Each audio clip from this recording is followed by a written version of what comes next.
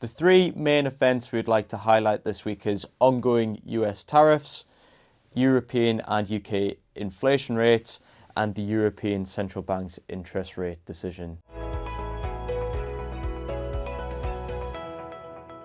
So as we know from last week, where we got to is that China has an elevated rate compared to other countries that have seen tariffs. But we also know that Donald Trump has put a 90-day pause on those higher rate tariffs coming through, and markets saw this as somewhat of a positive.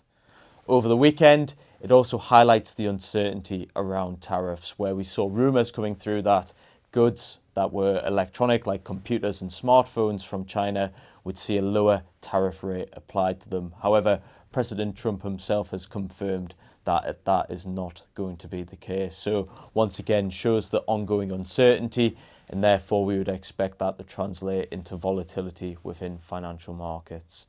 However, on a more positive note is the inflation data that we're seeing from the UK and Europe this week. And what we would expect is that those inflation rates will be lower, and that will be driven by lower oil prices, so they're down to about $65 per barrel, which will have a negative effect on inflation, pulling it lower, but also because of tariffs. So we're likely to see goods that would have once ended up in the US end up in other regions such as Europe and the UK. So we're likely to see goods deflation come through as well. So that should be supportive in those central banks when they come to make interest rate decisions. And speaking of that, finally, we have the European Central Bank doing their interest rate decision. So one of the first major central banks to make their decision since all of the tariff announcements we've seen come through in the US.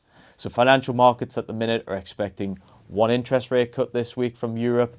But as we know, investors will also be interested in hearing their comments about the future. So looking at things like growth rates, employment rates, and also inflation. So what we'd expect to see is that these central banks now look to focus on growth and take interest rate down, so being more supportive with their monetary policy.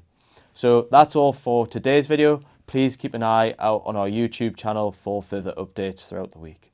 This video is not a recommendation or personal financial advice. With investing, your capital is at risk.